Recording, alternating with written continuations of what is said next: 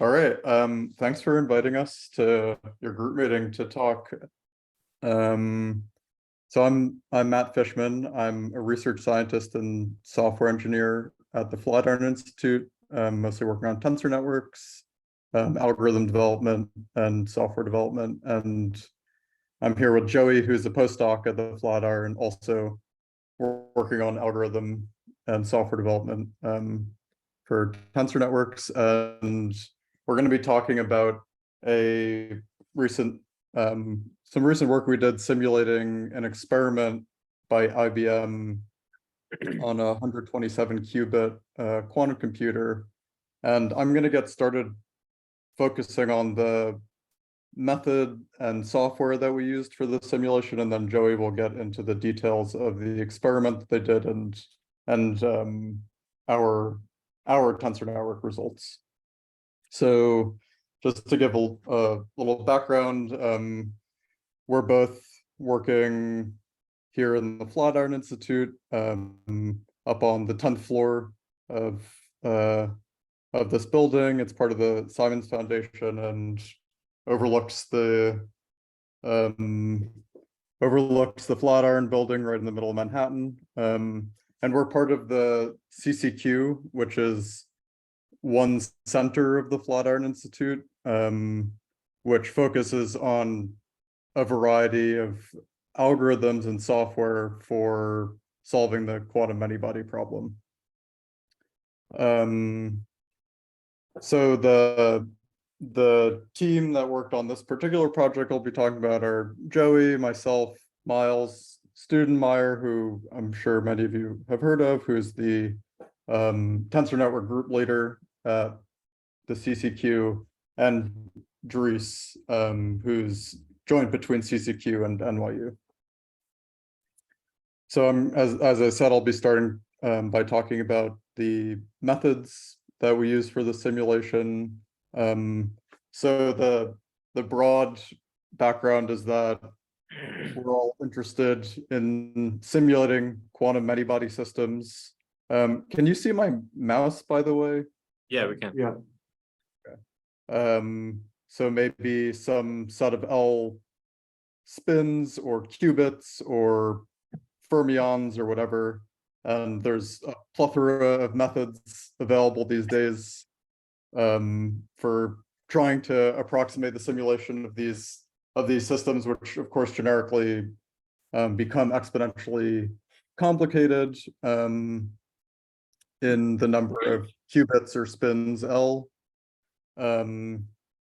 And now we're in an exciting time where we can start to do simulations of these type of systems with quantum methods or quantum experiments in a variety of different platforms.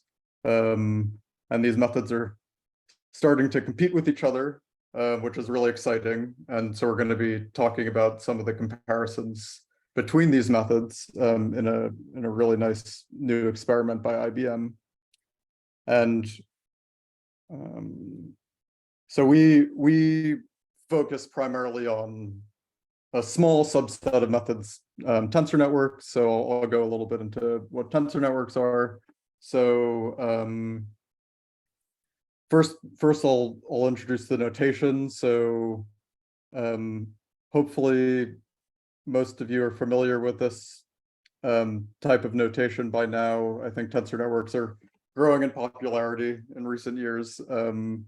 So the notation is basically that we represent a tensor as a node of a graph, and then the number of legs sticking off of the nodes, the number of dangling edges, represents the order of a tensor. So this is a tensor with 6 dangling edges. So it has 6 indices and therefore is an order 6 tensor. And the goal of tensor networks is basically to take very high order tensors, which represent some sort of quantum many-body object like a wave function or a Hamiltonian, and approximate it as a product of many lower order and hopefully low rank tensors. So for example, this would be a representation of an order 2 tensor as a product of 2 order 2 tensors. So this is a representation of matrix multiplication. And this would be the representation of a tensor network for a more complicated object like an order 4 tensor. And this is a simple, say, tree tensor network structure. And so the game is that depending on the entanglement structure of the wave function or whatever quantum many-body object we're trying to represent, we might pick a different tensor network ansatz that hopefully captures the entanglement structure of that system, but also hopefully is easy to work with on our computers, as in tractable to compute expectation values are optimized.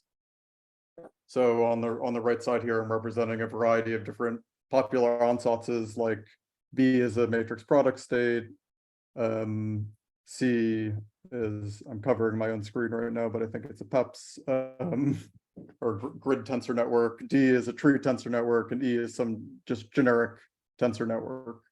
And our goal at CCQ has been to try to develop algorithms and software recently to be able to work seamlessly with these various ansatzes, depending on the problem. So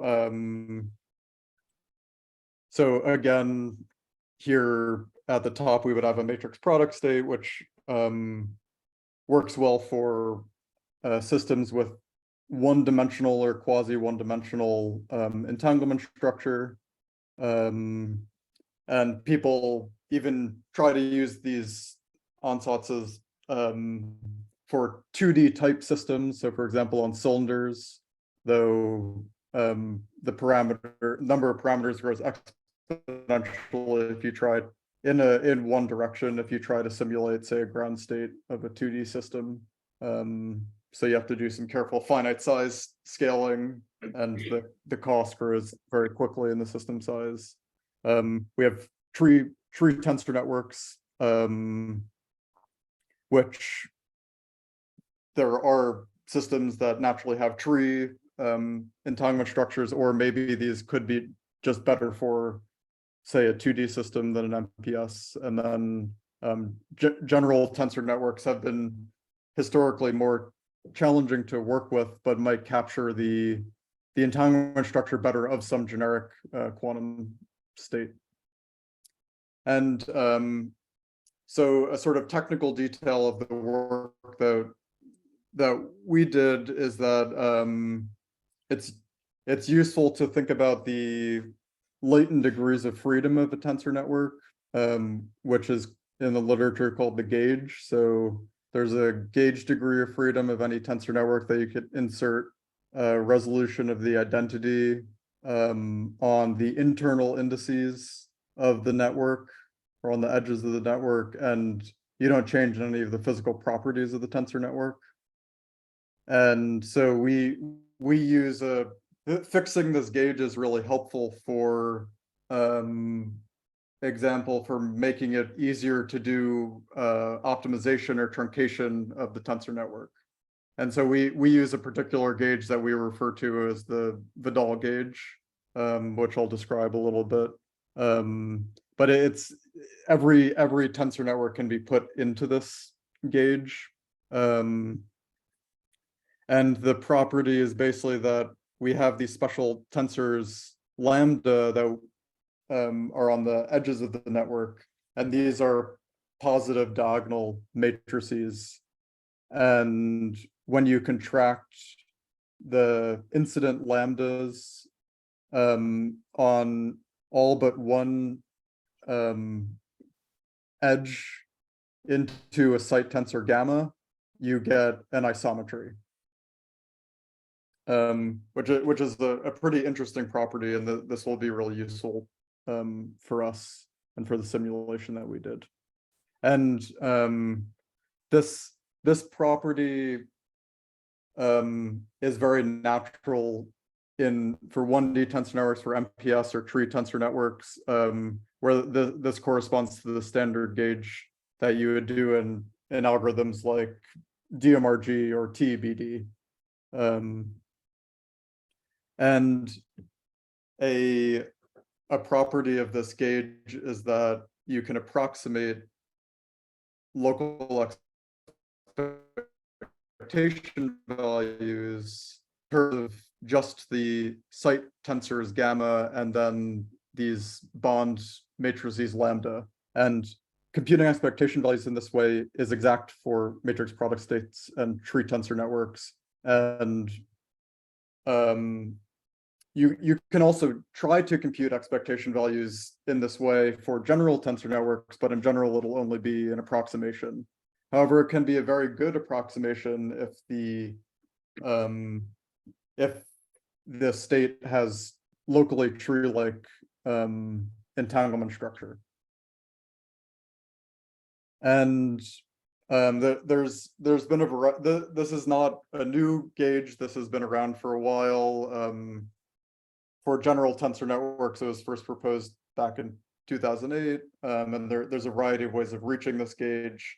So an interesting work that Joey and I did recently was show we show that you can reach this gauge using an algorithm called belief propagation, which has been a standard algorithm for statistical inference for a while and has been recently found some interest in the tensor network literature as an approximate algorithm for contracting tensor networks.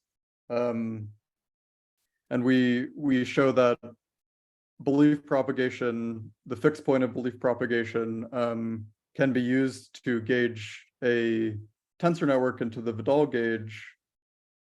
And what's interesting about that, which was pointed out in another fairly recent paper, is that means that the approximation that you do for computing expectation values in the Vidal gauge is exactly the same as the approximation you make if you compute expectation values using the fixed points tensors of belief propagation.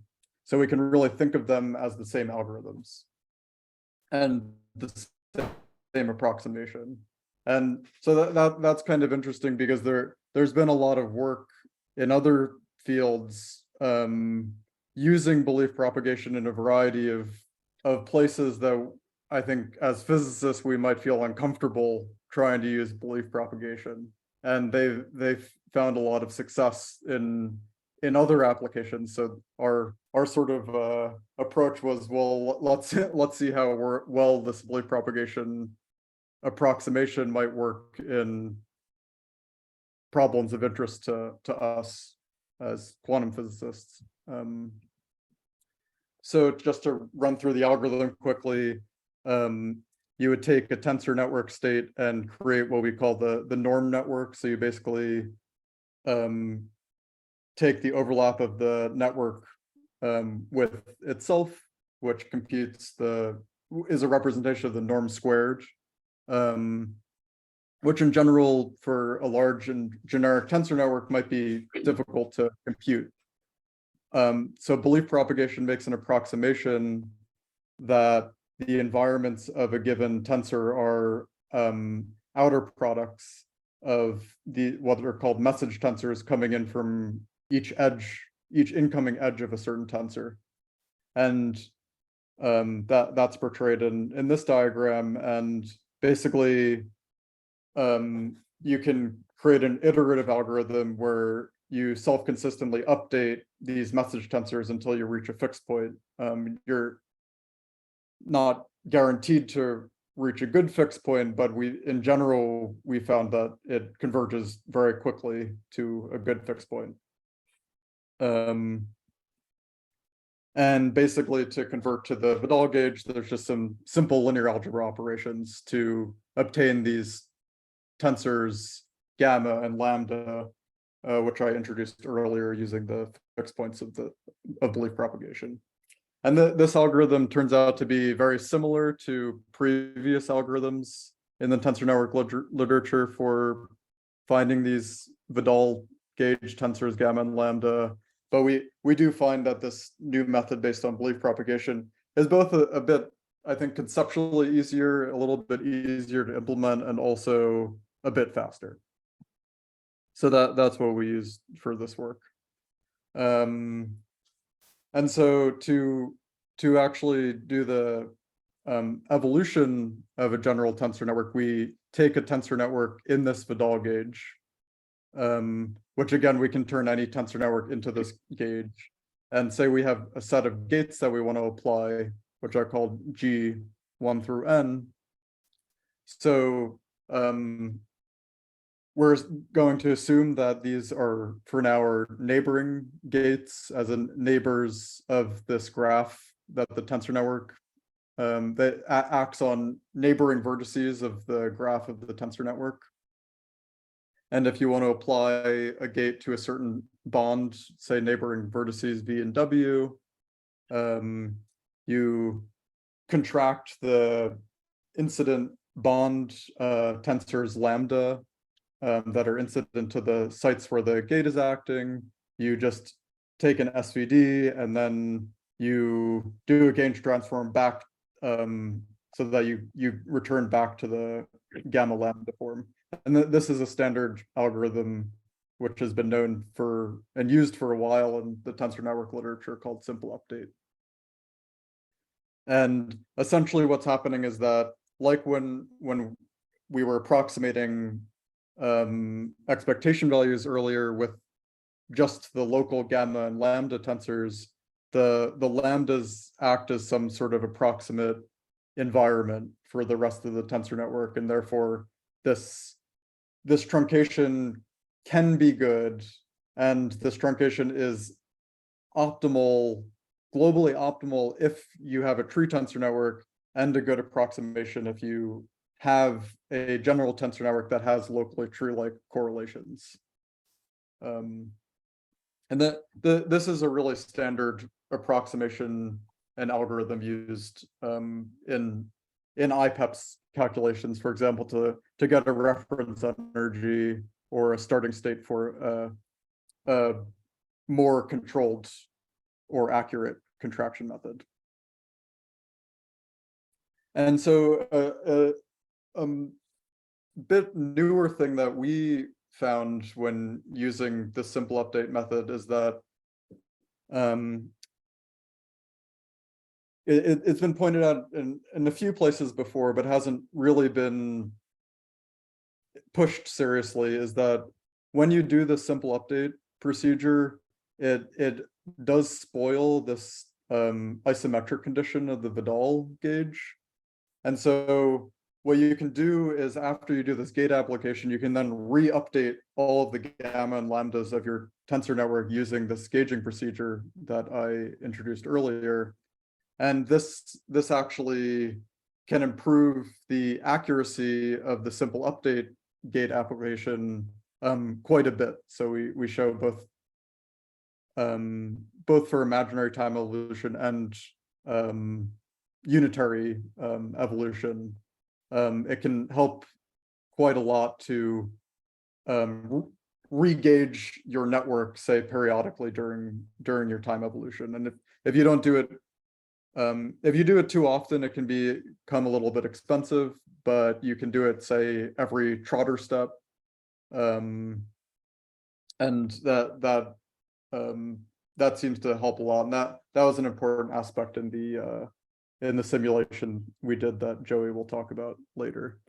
So in terms of the code, all these algorithms I just talked about and the simulations that Joey will talk about are implemented in this package itensor-networks.jl.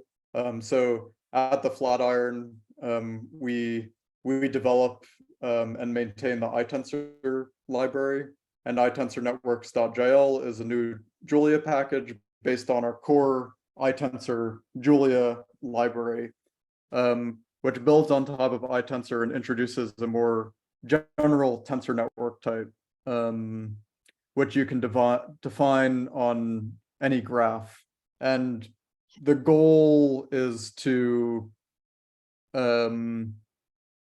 define as many algorithms as we can for generic graphs for example, contraction, gauging, and optimization. Of course, we will have specialized algorithms for specialized networks like tree tensor networks. And we've been working on this package for a while, and it turned out that it was very handy for the simulations that Joey will talk about. So I will pass things off to Joey now, and he'll actually talk about the simulation. Awesome, yeah. Thank you, Matt. Let me try and share my screen. Maybe I could ask if there's any quick questions good idea. In between time, since I think, do we have until 10?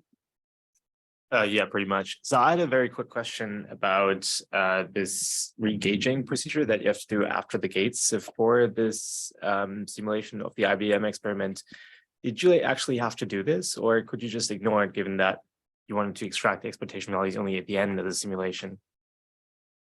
Yeah, so for the short depths, it turned out that you could just use simple update without the re-gauging, and then you still need to do the re-gauging or compute the expectation values with belief propagation to get the most accurate expectation values. But for the longer depth circuits, it turned out to be very important to do the re-gauging to make sure that the evolution is actually done properly. So even independent of just computing expectation values, it was important to do the re-gauging in this case. So some of this Vidal gauge is important even when you just do time evolution, not only just for extracting expectation values.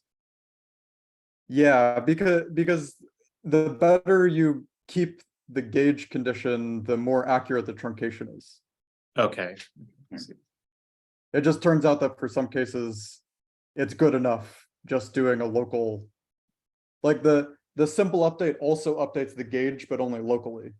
So then once you do a whole trotter step, you sort of accumulated some amount of error globally in the state or in the gauge. And then, so it is important, at least for like the depth 20 simulation. And do you have to run the belief propagation for longer if you only re-gauge, after a longer amount of like time updates? Or is that? Yeah, the longer you take, then you of course like can use the tensors you already have in the network, the lambda and gamma tensors as starting guesses for the next round of BP. So the longer you wait, the worse the farther away you are from the BP fixed point. Yeah.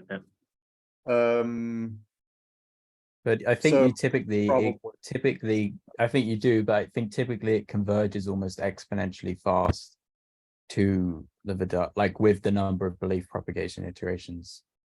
So like there is a way to quantify how far you are from the Vidal gauge, and the number of iterations, the distance from the Vidal gauge versus the number of belief propagation iterations you do typically goes like exponentially fast. So even if you're like really far away from the Vidal gauge, you can converge to it pretty fast.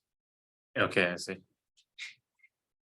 I think the balance is more like accuracy versus how often you actually choose to run BP, because that's just simple update is really fast and you don't want to do it at every gate application. Okay, cool. Thanks. Yeah, maybe a question about the belief propagation. So do I understand that this is like addressing the issue of like, it's not clear how to get into the Vidal gauge for an arbitrary tensor network geometry? Because like for MPS, I think there's like a straightforward procedure, right? But it's not clear for more complex geometries, and that's why you use it. Yeah, exactly. And as I said, there are other methods that don't directly use belief propagation, although we show in our paper that implicitly they're all using belief propagation in some way. They just didn't really connect that before. So, but yeah, it becomes more basically right. It becomes a little bit more challenging to find this gauge for general tensor networks, and as you say, for MPS and tree tensor networks, there are known direct algorithms that are, you just require one sweep over the tensor network, and you can get into this gauge using, say, a series. If it's a tensor network with n tensors, it requires a series of n SVDs or QR decompositions.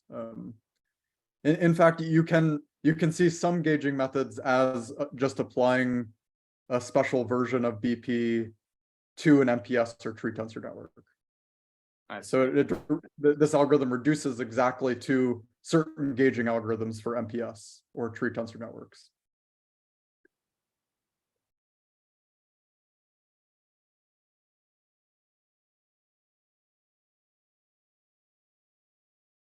Okay, I think that's it with the questions for now. Okay, cool. Okay, I will continue on. Yeah, thanks, Matt, for giving the kind of background on sort of the algorithms that we applied and the code base that we applied to this IBM Eagle experiment. So sort of the kind of methods and algorithms that Matt just talked about, and the code that we'd written, which we wrote completely independently of this experiment. We only became aware of it sort of a week or so after its publication in Nature. So we had this code already written more for general purposes.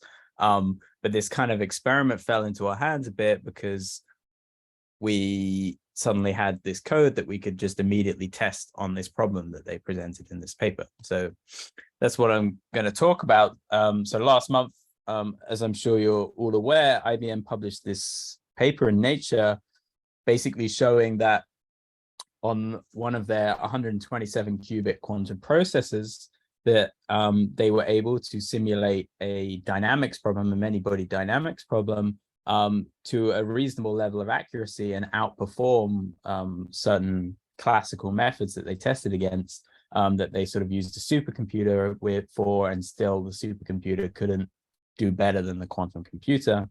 And this got a lot of press, obviously. It made the cover of Nature, and it made various news outlets like the New York Times and New Scientists, sort of heralding an era in which quantum computers could actually do something useful that maybe classical computers couldn't even do. And the crux of the experiment is, so this is the IBM Eagle processor. It's this 127 qubit grid. So the qubits are these black dots with these numbers on them. And then the edges represent qubits which are directly connected to each other, where 2 qubit gates can be applied in the system. And this is kind of called a heavy hex lattice because it's these hexagons of size 12. So you take a hexagon and you kind of decorate it with extra qubits, and you get this heavy hexagon. And so what they did was they took an initial state of this system with all the qubits polarized in one Z direction. And then they basically applied this unitary, which represents a trotter step of the simulation, which consists of these ZZ rotation gates and these single site X rotation gates with this parameter theta H, which is like the angle of the X rotation. So this unitary evolves the system by one trotter step, and it's decomposed into a series of 2 site and single site gates. And so they applied this to in their quantum processor, and these 2 site gates are Clifford gates, which means that they can be kind of implemented quite accurately with IBM's IBM's quantum processor. They typically can do Clifford gates better than they can do more generic gates. So I think that's kind of why they picked this Hamiltonian. And then obviously the single site gates are more straightforward. And one of the sort of important tricks they did is they knew they have a noisy processor, right? There are errors and they can't error correct. So what they did is they kind of introduced this extra noise into the simulation, which was controlled. And then essentially they sort of ran the circuit a number of times with different noise levels, and then they extrapolated back to 0 noise to get sort of expectation values. So they did a certain level of classical post-processing on the results. And they showed that they get much more accurate results when they do this post-processing. And actually, if they sort of look at, so when they do some benchmarking of this problem, you'll see that the noise extrapolation helps significantly. And obviously they benchmarked their results against classical methods, trying to use sort of what they considered the state-of-the-art classical methods for a problem like this. So one of them was just matrix product state techniques. So it's just encode the system as a matrix product state, write this propagator as a matrix product operator, and then just repeatedly apply it to the matrix product state and truncate back down each time. And then they use a somewhat more recent method called isometric tensor network states, where they actually use like a 2D tensor network to encode the problem. And this isometric tensor network state kind of has this special orthogonality problems where there's sort of like a region of the system in which the environments are completely orthogonal, and like it's a certain type of gauge, I guess, where it acts a bit more like a tree, and so you can define a proper like local basis which reflects actually accurately reflects the global basis, but then there is the problem that it's very expensive to move this orthogonality center around the lattice. Unlike in an MPS, it has a much higher scaling of one dimension. So they benchmarked against these classical methods. And the first thing they did was sort of take this system and look at it after 5 trotter steps. So just 5 applications of that propagator. And in this regime, you can kind of do light cone-based techniques to get the exact solution of the system. And that's plotted in this kind of dark gray curve here. So they looked at, for example, the single site magnetization as a function of the Rx parameter, this kind of, and these 2 higher weight observables as a function of the Rx parameter. And you can see that when they do this noise extrapolation, so these blue dots using the quantum processor, they actually get pretty accurate values that are not too far from the exact result. And if you compare that to what the matrix product state simulation or the isometric tensor network state simulation does, it's definitely more accurate. And so this was kind of their big claim for quantum utility, is that they do something that kind of state-of-the-art quantum methods can't do with their quantum processor. And then they also looked into a more unverifiable regime. So they took the system out, for example, on the left here to 6 trotter steps and calculated this higher weight observable. And they know that when Rx is pi over 2, that this expectation value must be 1 because the circuit is Clifford and you can determine that. And their quantum computer captures that saturation to unity of this expectation value, whilst the matrix product state method just doesn't at all. And then similarly for a 20 trotter step simulation, they calculate this single site magnetization and they capture its kind of change from 1 to 0 with their quantum computer.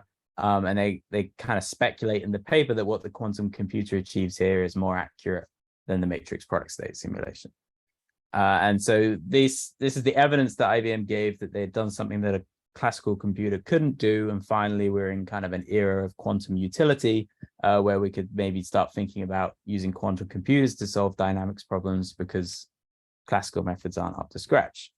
But kind of now what I'm going to show is that actually we saw this paper and obviously we had all this code and these tools that we've been developing independently of that. And so Dries was kind of one that sent it to us and was like, you know, what happens if you try to simulate this with the tools that Matt's been talking about? You know, how do you do it? It seems like it might actually work quite well. So this is exactly what we did. You take the IBM Eagle processor and we just map it directly to a tensor network in the Vidal gauge. It's not a matrix product state. It exactly matches the geometry of the Eagle processor. And it's in the Vidal gauge. You have these bond tensors that Matt talked about. And our code, iTensor Networks, makes this actually a really easy thing to do. And it doesn't require sort of tons of lines of code. It's all built in there already.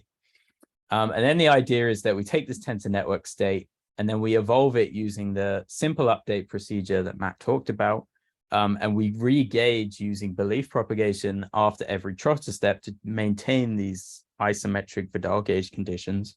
And then at the end of the simulation, we measure single site expectation values using the approximation on the right, which is essentially assuming that the environments surrounding a site are rank 1.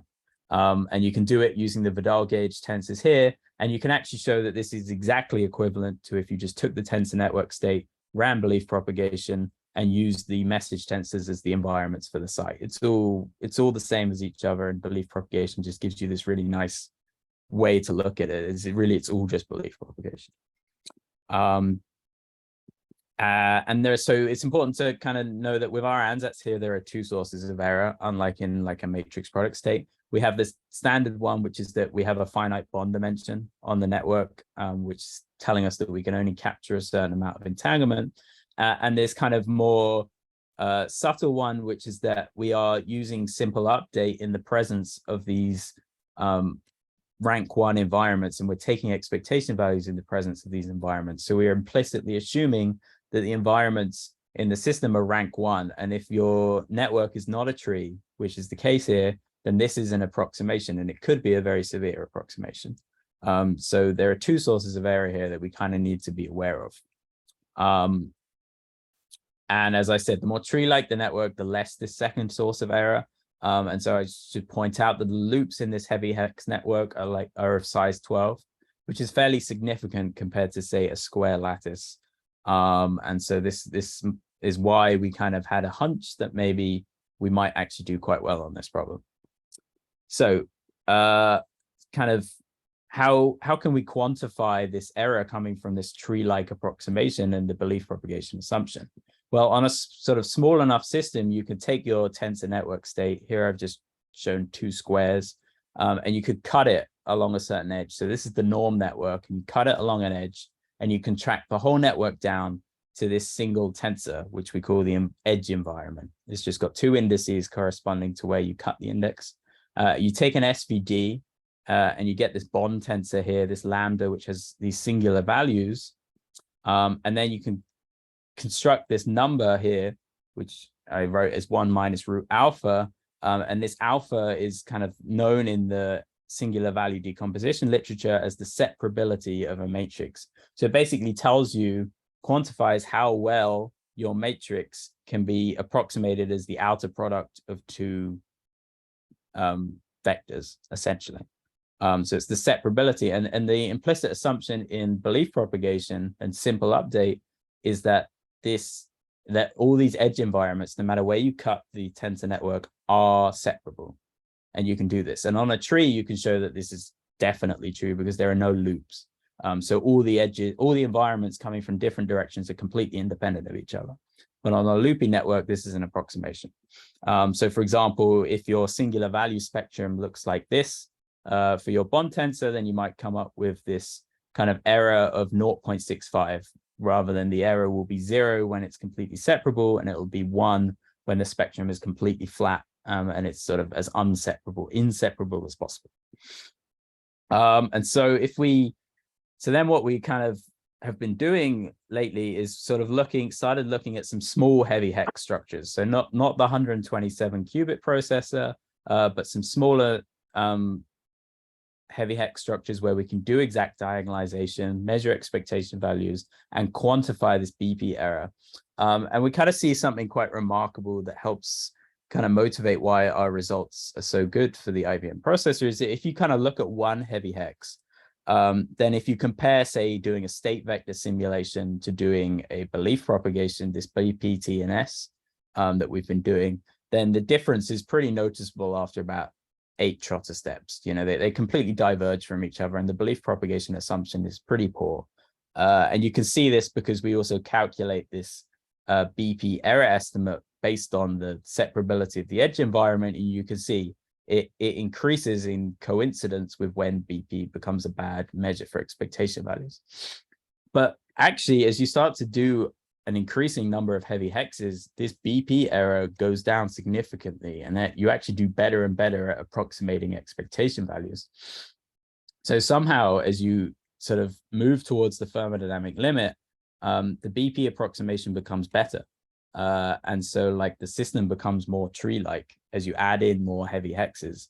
And we see this effect, you know, here in these state vector simulations out to this 3 heavy hexes, but then we also see it when we contract bigger networks with boundary MPS to compute this BP error estimate. And sort of every time we check, no matter what phi to h value we do or what bond dimensions we choose, we see that this BP error estimate seems to be going down with system size, and it gets pretty small, sort of on the order of 10 to the minus 4, 10 to the minus 3, which is kind of very small, and suggesting that actually the BP approximation for this system is very good. And I should also comment, obviously, that I talked about how we measure single site expectation values like here with BP, but some of the expectation values that IBM measured were not single site expectation values. They were these long Pauli strings. But actually, you can be quite clever and show that you can just generate these long Pauli strings by taking a single Pauli string of a weight 1 observable and just applying the reverse of the propagator of the system to it, which basically means that if you want to measure some long expectation value like this, you first evolve the system like after the number of trotter steps you desire, and then you actually just evolve it a bit further with this additional sort of reversed propagator, and then you measure a single site expectation value.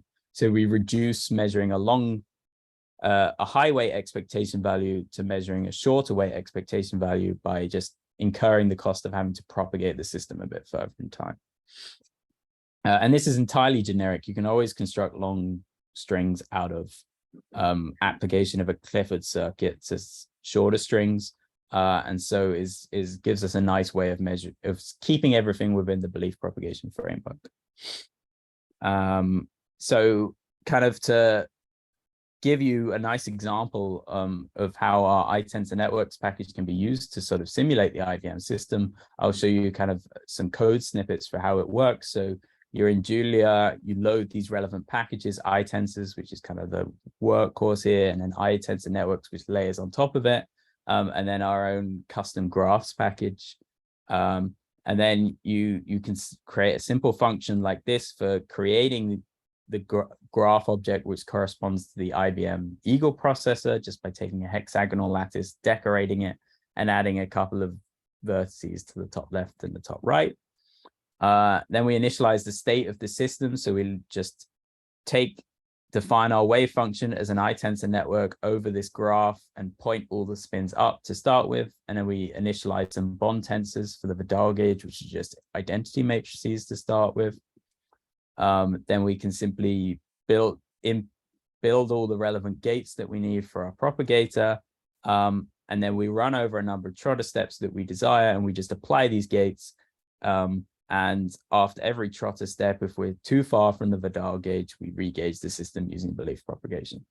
And then at the end of the system, we just measure the magnetization on every side using this simple functions here.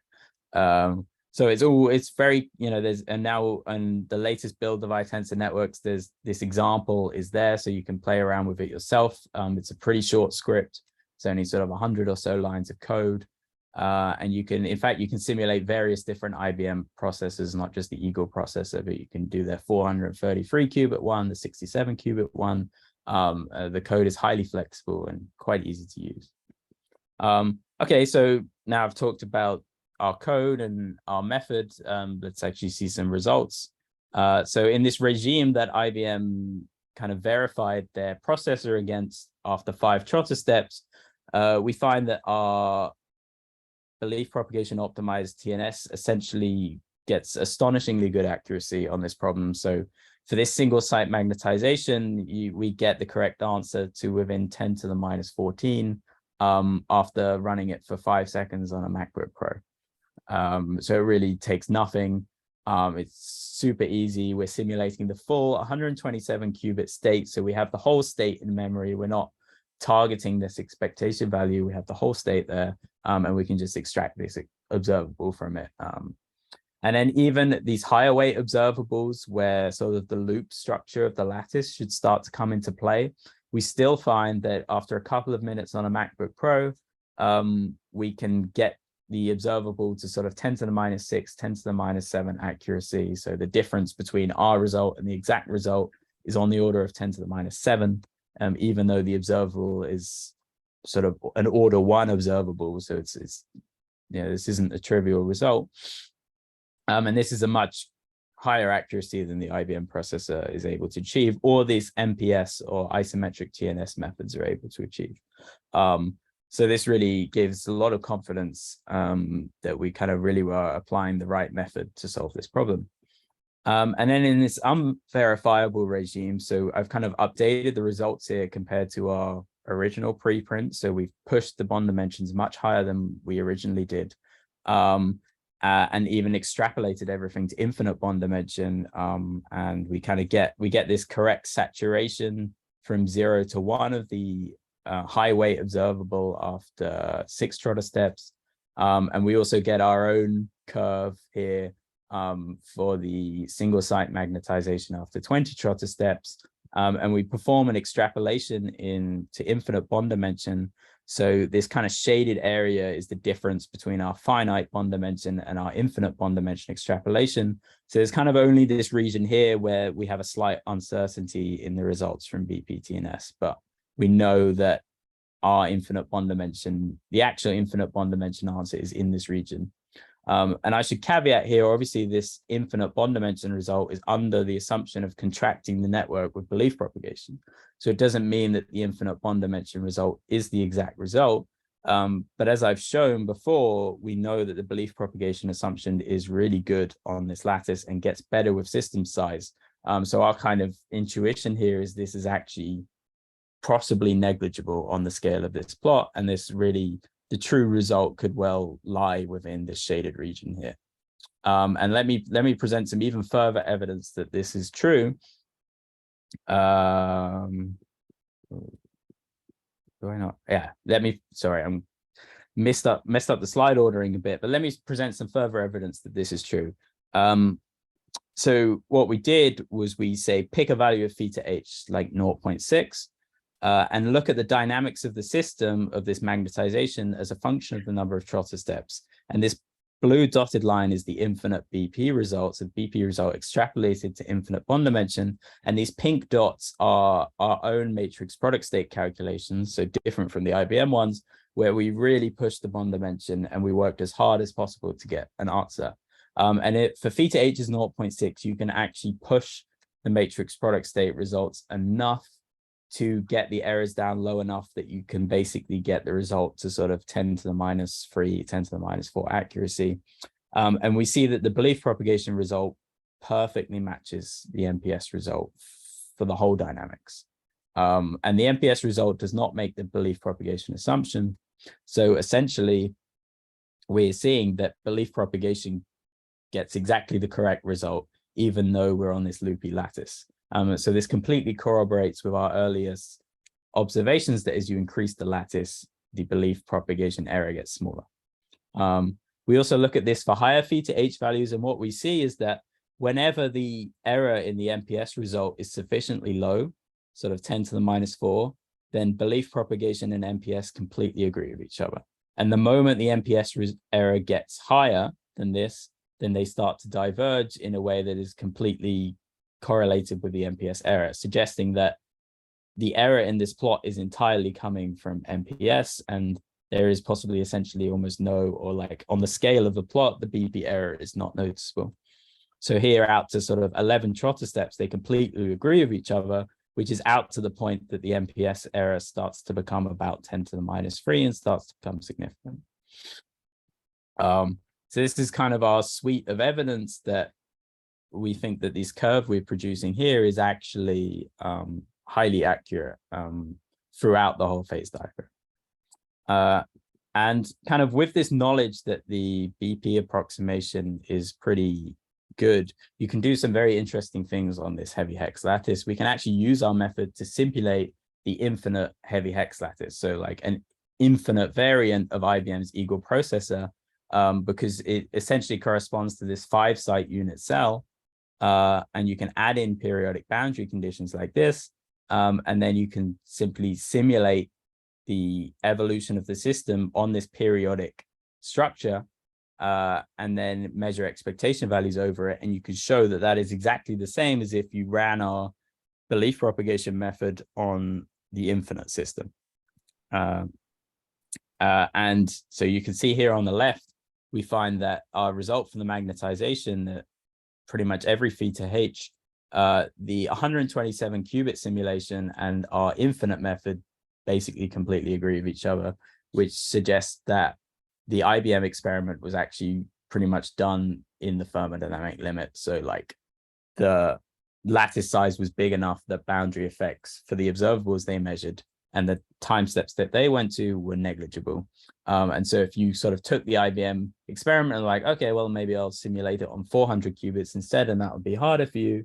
The answer is it won't be. It will actually possibly be even easier for us because we can actually simulate the thermodynamic limit really efficiently. And even it's quicker for us to do this infinite qubit simulation than it is for this 127 qubit simulation. And something remarkable happens to the entanglement entropy, sort of the half system entanglement entropy. In this infinite case, we actually find that sort of for a wide range of theta h values, it actually saturates in time as a function of the number of trotter steps and kind of plateaus. So we extrapolated our infinite BPTNS to infinite bond dimension here, and you see that this entanglement entropy saturates out at sort of a larger number of trotter steps. And this means that we can both simulate the infinite processor out to really large circuit depths. Because the entanglement entropy, whilst it initially grows linearly with time, as you would expect for such a circuit, it seems to saturate. And so we have an accurate simulation of this IBM, of this kind of kicked Ising simulation on the infinite heavy hex lattice out to really large timescales, which is really quite a striking result, I think, for sort of a 2D dynamics problem. And then sort of I should mention we're not the only ones that have been sort of looking at this problem in the classical regime. There have been a lot of papers. In fact, one came out today, which I haven't put on here, but other ways to kind of efficiently simulate this system using sort of things like generating large Pauli strings and then truncating them, exact diagonalization, matrix product operator approaches, and then the one today is sort of on a tensor network operator approach, so kind of mapping the geometry of the processor to the geometry of the tensor network, but instead of doing a Schrodinger type evolution that we did, they do a Heisenberg type evolution and actually like evolve the operator. And these results also show that they can efficiently simulate the system, but kind of as was pointed out in these papers, there's a large discrepancy between all of these different results in this sort of middling theta h regime.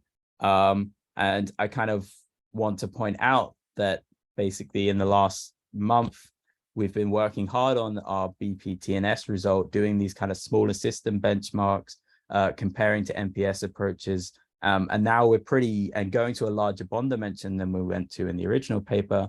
And now we're pretty confident that our results here on the left, so this dashed line, are actually very accurate and likely very close to the true value and closer to the true value than these other results. And this can kind of be seen a bit more explicitly in this dynamics here, where I show theta h is 0.6, MPS and BPTNS agree essentially exactly, and these other methods are all away from this point.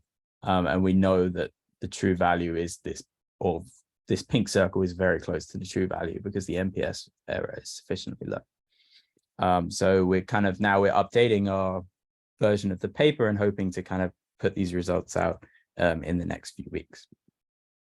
So to conclude, kind of shown that using tensor networks that explicitly match the geometric structure of the physical problem at hand can actually be very effective, even if you kind of consider the cost of having loops in your network and having to deal with that optimization problem. For certain problems, it actually can work really well.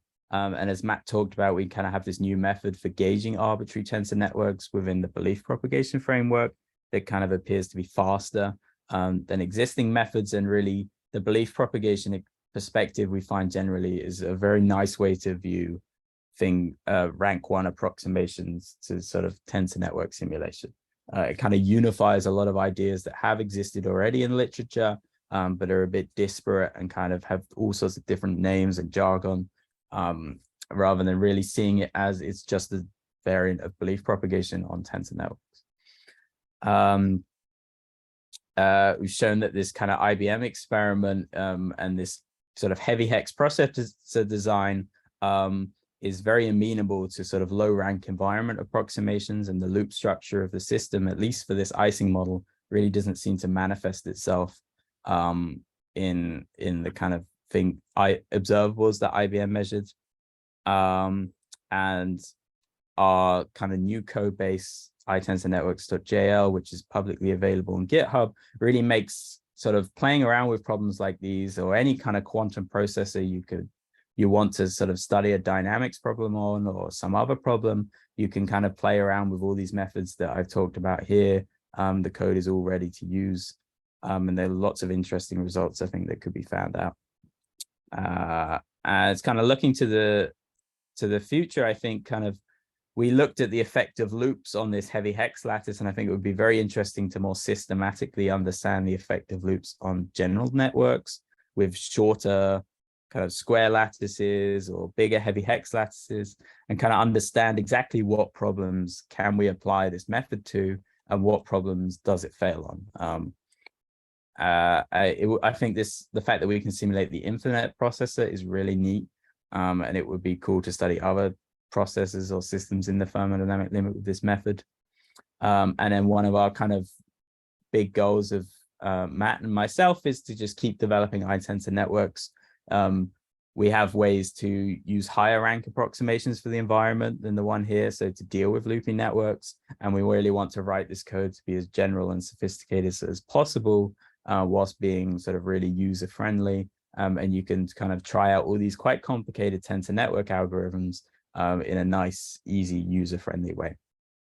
Yeah, and that's about it. So yeah, thank you for listening.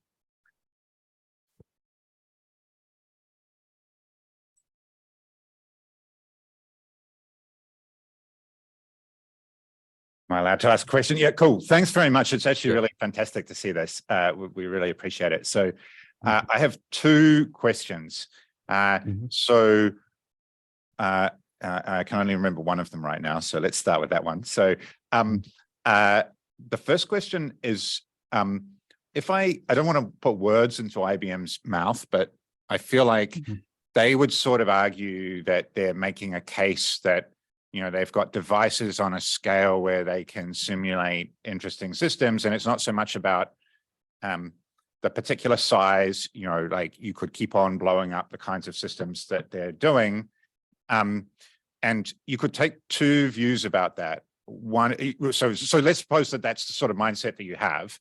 So my question would be, you might say, well, look, we've got these tensor network things that at the moment match the experiments with very reasonable computational power.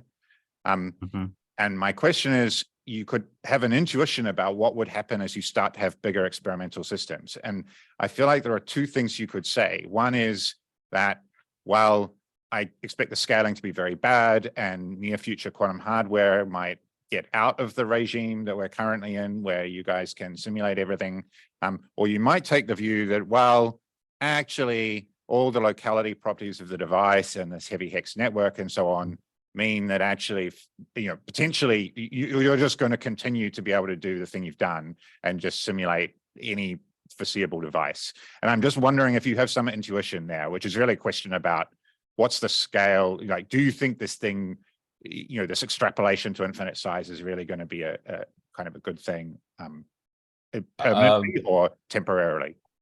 I think if you're talking about the problem, this dynamics problem, for example, then the extrapolation to infinite size, I mean, I don't want to say things too strong because it's just an opinion, but I would say it's basically completely pointless from IBM's perspective. Yeah. I mean, we can simulate the infinite system really accurately for this problem at hand. So unless they can find a much more difficult problem that is not translationally invariant and is much more entangling, then going to a larger processor really is not of any help to them at all.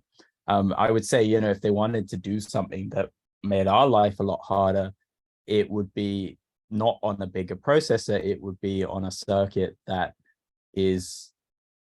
doesn't have these big loops, that uses gates that are much more entangling, because the rank of the gates in this Ising model is rank 2, which means the bond dimension can only double every trotter step, which still is quite fast, but it's not, in our case, it's not fast enough for us to have a problem.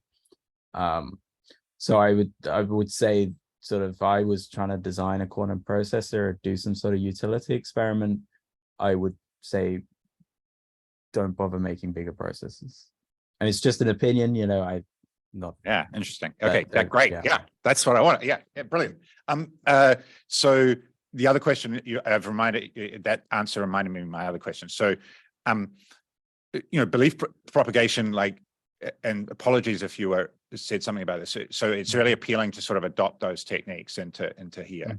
And so one place in quantum where I've encountered it in the past was with quantum error correction decoders, where David Poulin had some work where he was investigating belief propagation decoders, and that's a sort of a standard classical error correction thing to do, and the way that he implemented that in that setting, which I'm sure is just some kind of tensor contraction, he found that the loops were not good, and at least the implementation he had, I think, was both expensive to run and not particularly effective, in that thresholds were not super close to their ideal value. So his sort of verbal account of that was that the loops that occurred in the sort of the networks in that problem kind of made the belief propagation difficult to get high performance out of. And I suppose my question is, do you have a sense? So I know you said, I mean, the fact these loops are bigger is actually helping you here. So I just wondered if you could comment on, like, is there going to be an obstacle about small loops? What sort of, is there some approach that you have that's meant that this has worked much better somehow than that earlier kind of thought process, earlier kind of application? Are there other problems in quantum where you think that adopting belief propagation is going to simplify things and lead to high performance?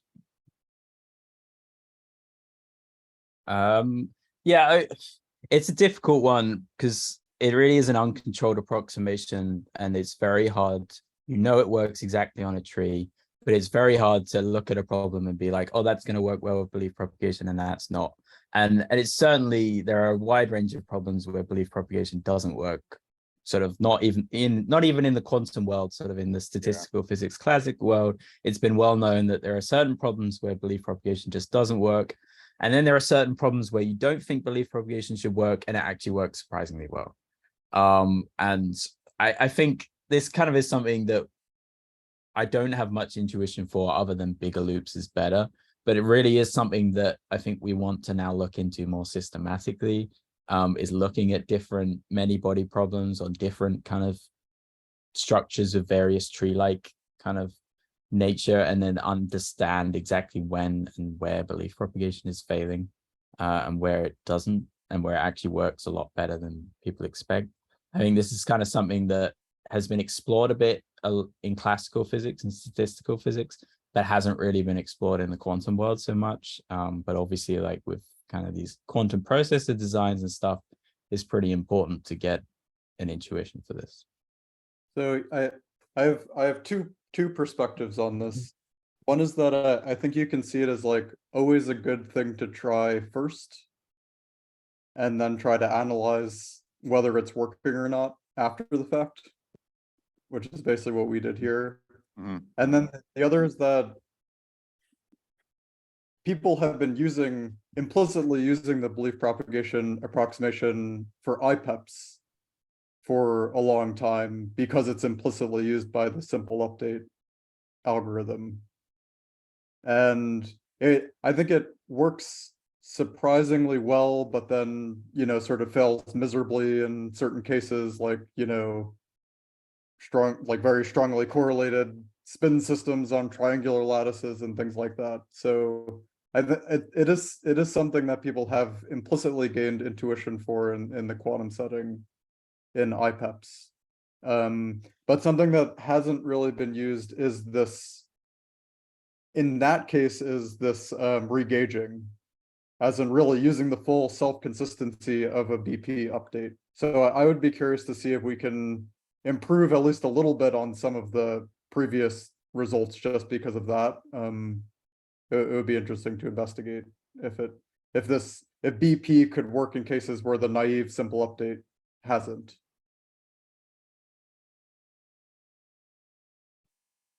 Could I ask a question about the physics going on in that you were showing some like evidence that this dynamics is actually not generating that much entanglement after some time? That seemed really interesting, even for bigger systems. Like, do we understand why that is? I wouldn't say we have much physical intuition. My kind of only intuition is that if you look at things like the magnetization, it does tend to saturate. So the system does appear to reach, in terms of observables, some sort of like quasi steady state out at kind of a larger number of Trotter steps, say 30, 40, especially for like theta H values up to sort of 0.8 pi over 4. At least that's kind of where we can do things quite accurately. And so my kind of guess is that if the physical properties of the state are converging, then maybe there is an argument that why should the entanglement keep diverging? It should also converge if the state converges. So there is some kind of unexpected, I guess, like steady state like behavior in this circuit would be my kind of hand wavy physical intuition. Kind of ergodic, or is it known to have some? It's known to be ergodic for theta H, I think beyond about 1.0, I believe. People have commented on this in other papers. So I can't speak for us being able to do that regime out to the long times. But these plots here, so this largest theta H on the right is 0.8, I believe, or 0.9. That's theta H is 0.9. And in that regime, the system is, I don't think there's any results showing that it is ergodic. So that might explain why we are able to saturate the entanglement entropy. Interesting. And do you think it's because of like a special starting state, or is this like kind of generic for all product initial states, or? Not sure. I think Dries, my supervisor, has some feeling that it might be to do with the initial state creating some sort of localization effect with respect to like being involved under a Z field. But I haven't explored that sort of changing the initial state yet.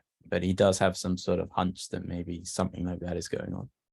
Yeah, cool. It seems interesting. And one more question. What about applying this approach to like the Google sampling experiment or something like that? In that? Yeah, that is more tricky for several reasons. Firstly, the Sycamore circuit has these like size 4 loops. So it's very notary. Like the gates in the circuit were rank 4. So the entanglement blows up much quicker. But then kind of the main, I would say, problem is that Google measure this XEB, and this can't be translated into sort of some local observable or some physical observable. So you can't really use belief propagation to extract some completely non-local quantity like that out of the circuit. We would have to do some sort of much more sophisticated contraction scheme, which then incurs big computational cost. So kind of my feeling, and we have played around with this a bit, is that this would be much more difficult, / this kind of BPTNS approach possibly just wouldn't work at all for those reasons. Yeah, because it's sort of this completely non-physical, non-local observable that they extracted that we can't really get out with our current methods. And we can use I-tensor networks to get this out because we have more sophisticated contraction schemes, but they are more expensive. So this will become very difficult. Thanks.